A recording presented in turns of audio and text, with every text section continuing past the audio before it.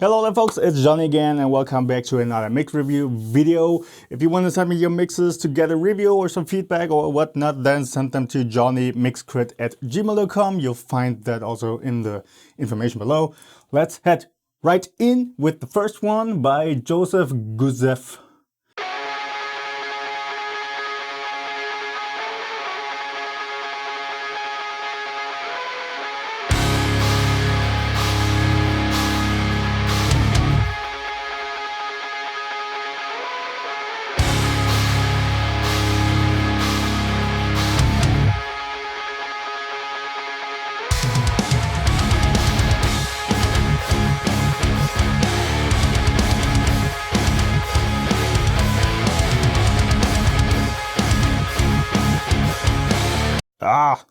What's going on with my left ear? Stupid tinnitus coming in. Come on. Come on. Okay. Now it's good again.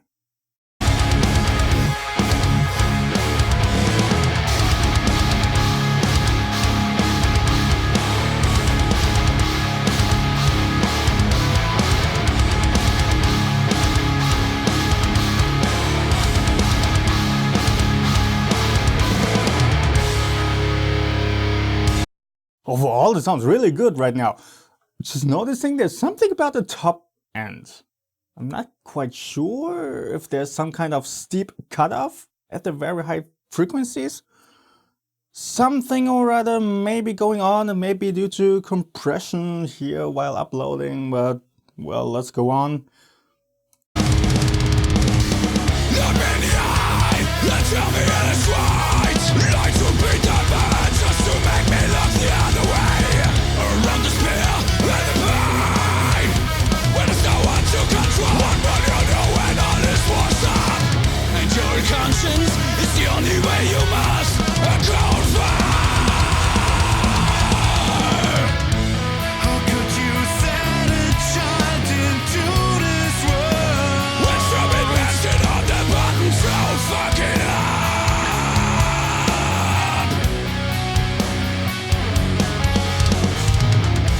When idiocy takes the lead and the lights go on, everything is darker.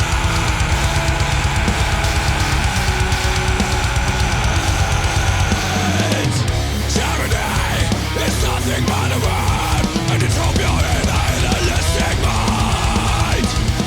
You leave the others spread it high. Your daily worth while living is nothing but an excuse for your selfishness. You are too cowardly to go.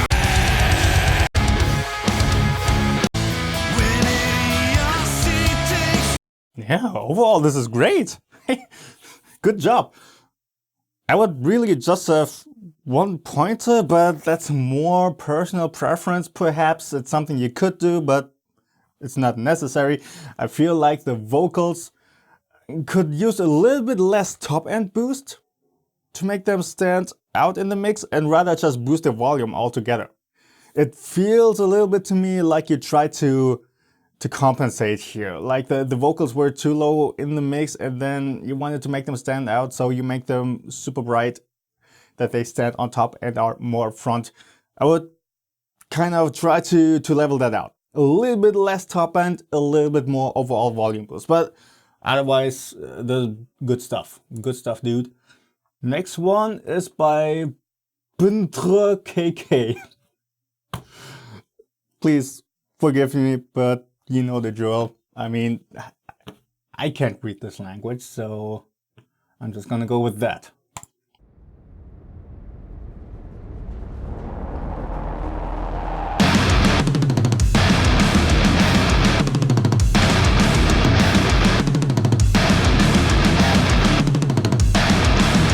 Открой глаза.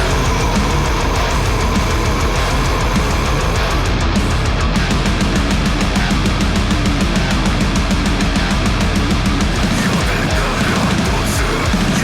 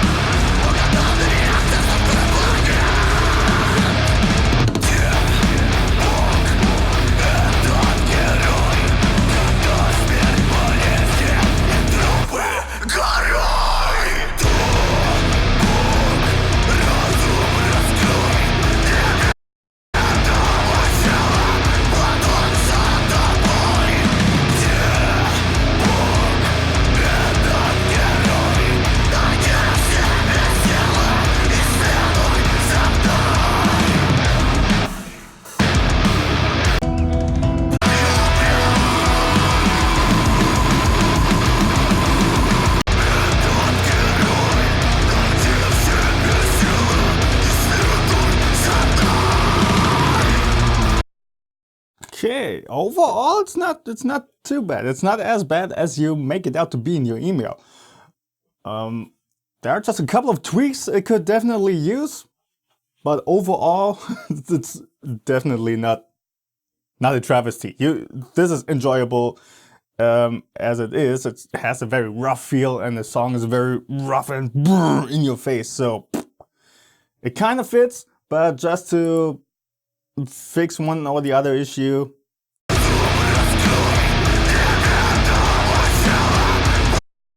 For starters, on the low end, the kick low end thump is a little bit masked by the bass, so you want to use proper EQ separation here. Again, simplest approach would be give the kick a very specific place down there with a rather narrow band and boosting it around 50, 60 hertz, somewhere around that range, and then filter the bass at the same spot so it stays out of the way. The snare could use a little bit more top end crack to cut through the mix a little bit better, since the guitars are really loud and in your face.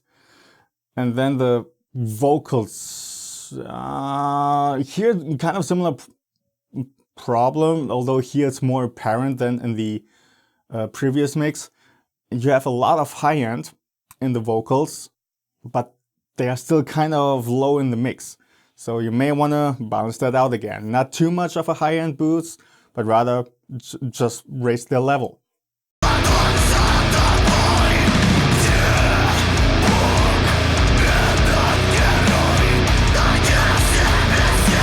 You have something going on in the middle. Is there a center guitar track, or is it the bass having a lot of distortion and being really loud in the center?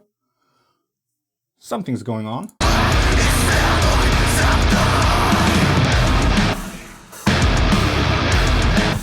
I think it's a bass guitar, right? Like the distorted track of the bass guitar. I think it's quite loud there in the center. You could bring that down a couple of dB. It doesn't have to be that loud. Next one's by Janis Bordas. Thanks for your email, by the way. I really appreciate it.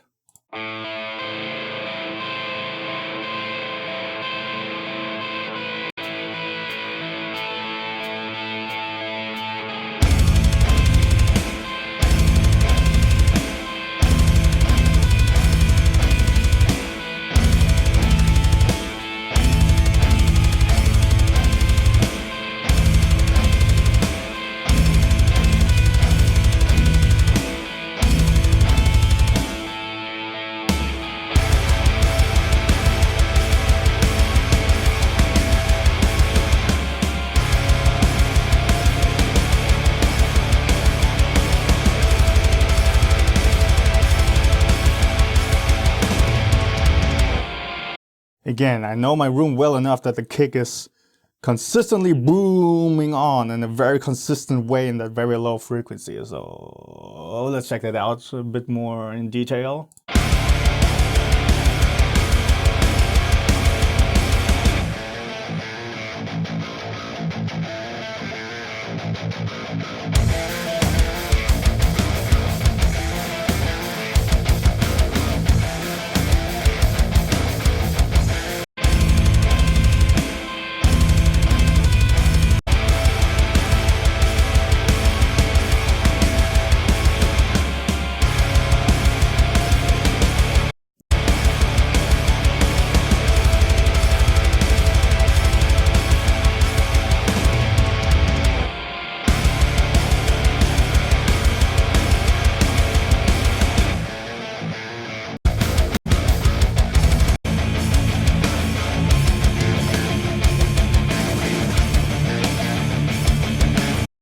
Yeah, it could be that the kick drum just kind of hit a resonance frequency in my room and that just kept on booming on.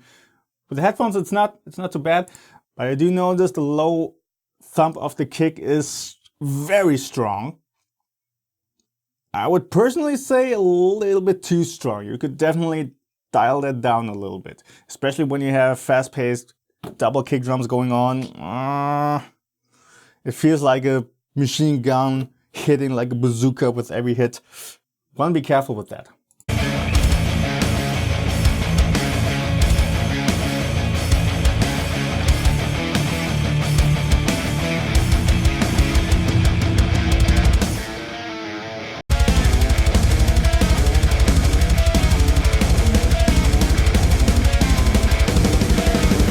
Yeah, here you notice how the kick drum has this constant.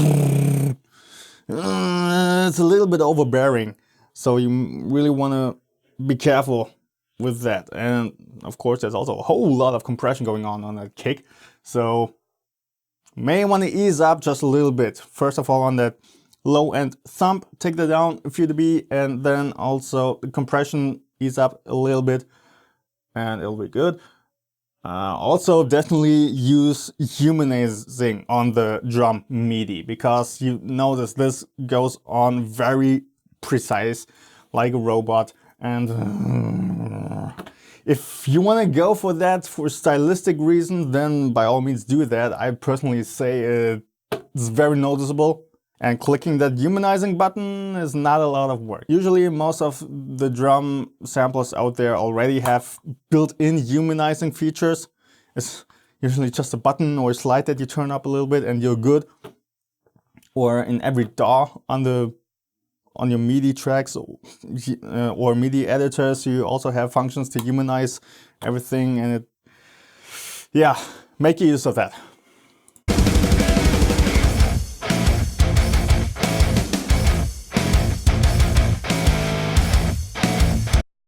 The snare drum, by comparison to the kick drum, feels a little bit different.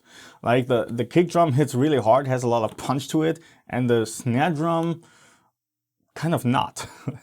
So not sure what you did there, if you used totally different approaches to the two, but you want to make sure that they kind of have a similar feel in their punch and their power and force, whatever you want to call it. The snare drum right now sounds a little bit like you put quite the limiter on there, so there's not a lot of punch to it, but there's quite some sustain in that, and you hear quite noticeably that rattling of the snares. I think stylistically, it doesn't quite fit.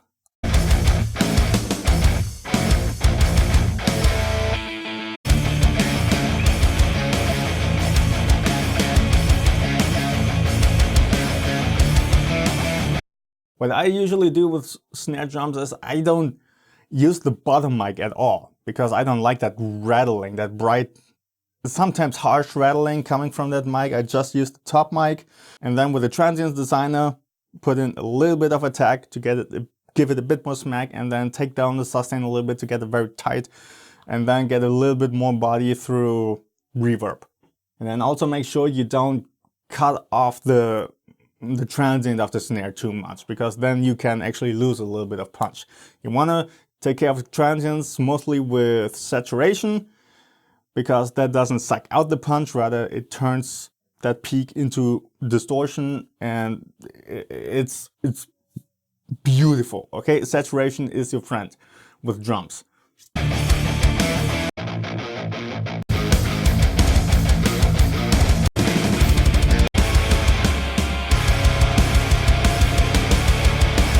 I'm also not sure, did you use the room mics on the drums?